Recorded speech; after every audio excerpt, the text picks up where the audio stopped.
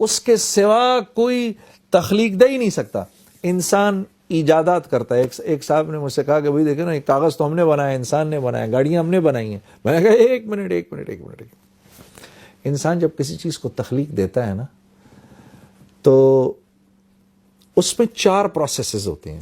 انسان کی تخلیق میں 4 پروسیسز ہیں، جن میں سے 1 2 3 اللہ کے ہیں، 1 انسان کا ہے. اللہ کے 3 پروسیسز کیا ہیں؟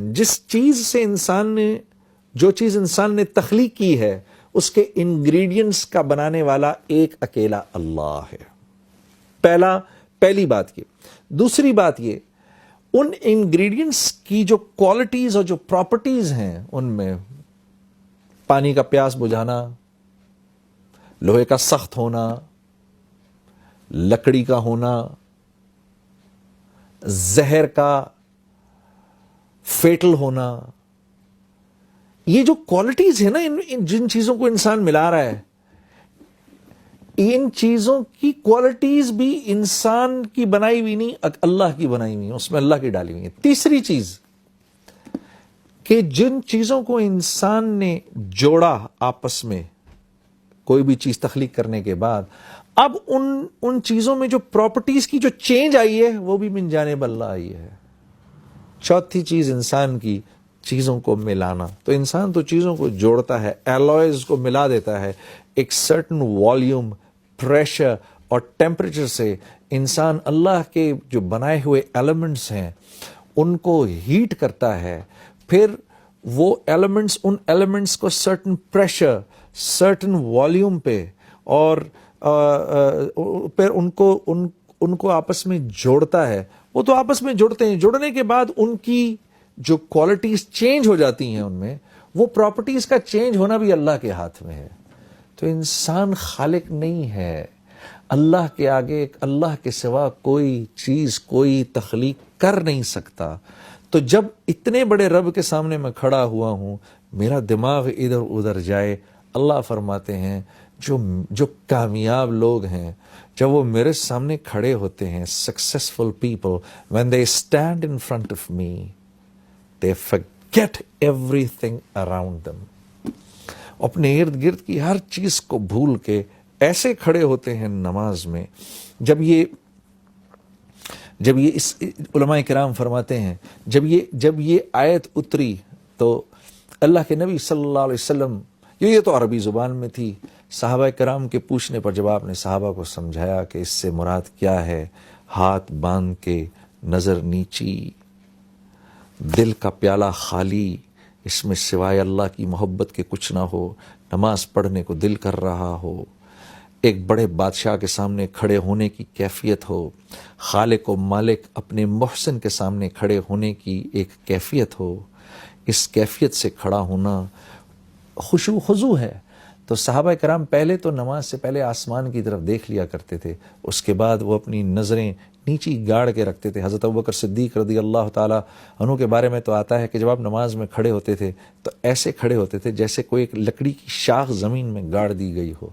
اس ادب و احترام سے نماز میں کھڑے ہوا کرتے تھے. تو الذین هم فی صلاتهم خاشعون، صحابہ کرام کا یہ شعار تھا. اس کے بعد کہ جیسے اللہ کے نبی صلی اللہ علیہ وسلم فرماتے تھے نا کہ میری آنکھوں کی ٹھنڈک نماز میں ہے، تو صحابہ کرام بھی اپنے دل کے پیالے کو خالی کر کے نماز میں کھڑے ہوا کرتے تھے. اور ہاں میرے دوستو، اگر غور کرو، کسی نے حضرت عمر رضی اللہ تعالیٰ عنہ سے پوچھا، آپ کو اللہ نے اتنی بڑی سلطنت عطا فرمائی، یہ اتنی بڑی سلطنت آپ سے بن کیسے گئی؟ تو فرمایا، عربی کا جملہ تھا، مجھے تو یاد نہیں، لیکن اس کا مفہوم یہ تھا کہ دن ہم گھوڑے کی پیٹھ پر گزارتے تھے اور رات جانماز پر گزارتے تھے. اس طرح اللہ نے ہم کو یہ سارا کا سارا عالم عطا فرمایا. اور مسلمان کے ہیں بھی یہی 2 کام: حرکت میں رہنا، متحرک رہنا، اللہ کے دین کے لیے دور دور تک جانا اپنے اوقات کو فارغ کر کے، اور لوگوں تک اللہ کی بات کو پہنچانا، اللہ کی تعریف کرنا، اس کے نبی کی تعریف کرنا.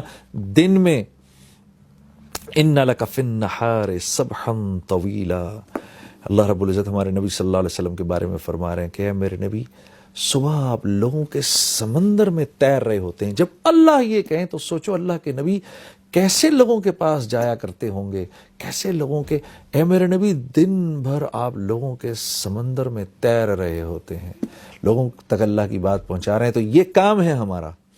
اور رات کو اللہ کے سامنے خشوع و خضوع سے کھڑے ہو جانا.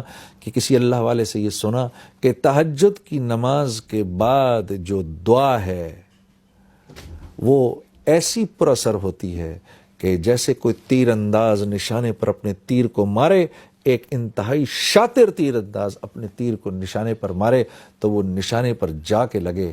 ایسی دعا اللہ کے ہاں قبول ہوتی ہے رات کو. میرے عزیز دوستو, کیونکہ ہم اللہ کو ویسا سمجھتے نہیں جیسی اللہ کی ذات ہے, وما قدر اللہ حق قدرہ والارض جمیعا, ہم کیونکہ اللہ کی قدر ویسی کرتے نہیں, اللہ خود فرما رہے قرآن میں, تو اس وجہ سے اللہ سے ویسا تعلق بنتا نہیں. جب اللہ سے ویسا تعلق بنتا نہیں تو پھر ہم اپنی ضروریات, کیونکہ ہم اللہ سے ایسا تعلق بناتے نہیں, اس لیے میرے دوستوں دل اللہ کی ذات کا تاثر بھی نہیں لیتا. اور انسان کی ہر ضرورت اللہ سے جڑی ہوئی ہے. انسان کی ہر ضرورت جو ہے وہ اللہ سے جڑی ہوئی ہے. دیکھیے یہ آنکھیں ہیں میرے پاس, میں ان سے دیکھتا ہوں. کیا میں ان سے دیکھتا ہوں؟ جس بھائی کے پاس آنکھیں نہ ہوں اس سے پوچھو تو صحیح جا کر. ہاں, یہ جملہ ہی باطل جملہ ہے جو میں نے ابھی کہا ہے کہ میں آنکھ سے دیکھتا ہوں. وہ آپ سے کہے گا آنکھ تو میرے پاس بھی ہے. آنکھ سے نہیں دیکھتے, اس میں اللہ کا امر ہے میرے بھائی. جس سے تو دیکھتا ہے میرے لیے وہ امر نہیں دیکھنے کا ہے تو نہیں دیکھ سکتا, آپ کے لیے دیکھنے کا ہے تو آپ دیکھ سکتے ہیں. آنکھ تو میرے پاس بھی ہے. یہ زبان ہے میرے پاس, بھینس کی اس سے 4 گز لمبی زبان ہے. اگر زبان ہی بولتی تو بھینس بولتی, کیوں نہ بولتی؟ زبان نہیں بولتی.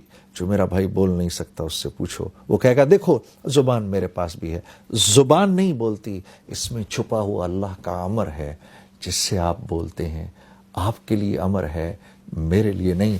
اللہ الذی خلق 7 سماوات ومن الارض مثلہن یتنزل الامر بینہن لہ ملک السماوات والارض والی اللہ ترجع الامور.